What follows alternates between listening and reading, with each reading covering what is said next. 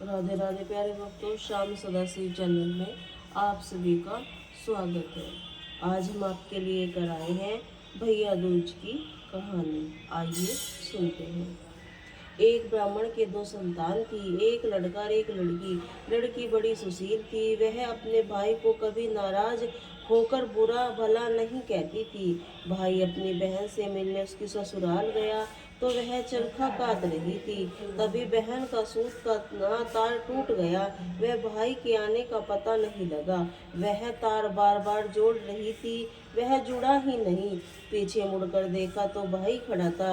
वह भाई के गले मिलकर अपने भाई से आदर सत्कार के लिए पड़ोसन से पूछने गई। उसने तेल का चौका लगाकर घी के चावल पकाए।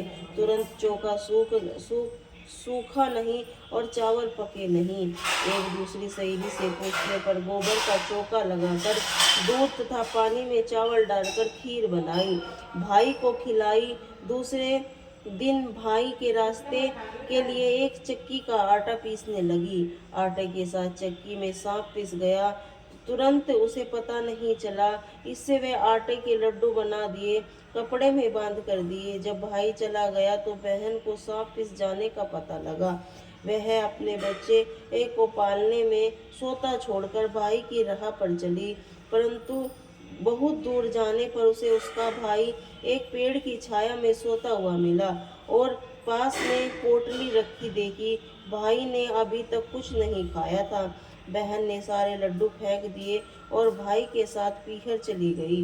रास्ते में उसे भारी भारी सिलाएं उतरते देखी। वह राहगीर से जब उसने उन सिलाओं के बारे में पूछा, उसने बताया जो बहन अपने भाई को कभी नाराज न होती हो, उसके भाई की शादी के समय उसकी छाती पर रखी जाएगी। जो थोड़ी दूर जाने पर उसे नाग तथा नागिन मिले।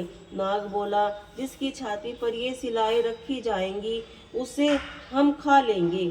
उपाय पूछने पर नागिन ने बताया, भाई के सब काम बहन करे और भाई भावज को कोसकर गालियां दे, तभी भाई बच सकेगा। वहीं से वह भाई को कोसने लगी और गालियां देती देती पीहर पहुंच गई। माँ बाप को बेटी का यह व्यवहार अच्छा नहीं लगा। विवाह की लगन आई और तो भाई की गालियां देती हुई स्वयं लगन चढ़ाने चली। वह घोड़ों पर बैठ गई। त्यों ही वह घोड़ी पर बैठी तो सिलाएं उल्टी हुई और पुरुष के स्थान पर नारी को देखकर वापस चली गई। ऐसा देखकर बारात के लोग उसे अपने साथ ले गए। फेरों का समय आया तो अपने भाई को पीछे धकेल दिया और गंदी गंदी गालियां देकर फेरे ले लिए। वह सब काम स्वयं कर रही थी, यहाँ तक कि सुहागरात को भी भाभी के साथ स्वयं सोने चली थी।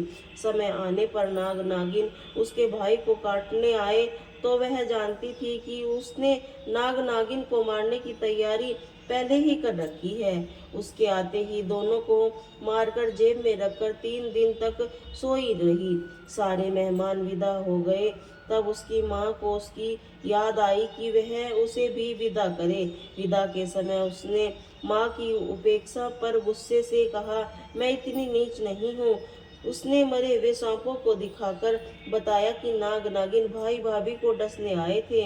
मैंने अपनी जान पर खेलकर भाई को जीवन की रक्षा की है। इसी भाई के पीछे मैं अपने बच्चे को पालने में रोते चिल्लाते छोड़कर आई हूँ। मेरे भाई भाभी किसी प्रकार का कष्ट न हो, यह कहकर जब लौटने लगी तो माँ और भाई ने उसे रोका और आदर से साथ विदा किया। भाई दूज का दिन चित्रगुप्त की पूजा के साथ साथ दावत तथा पुस्तकों से भी पूजी जाती है। राधे राधे।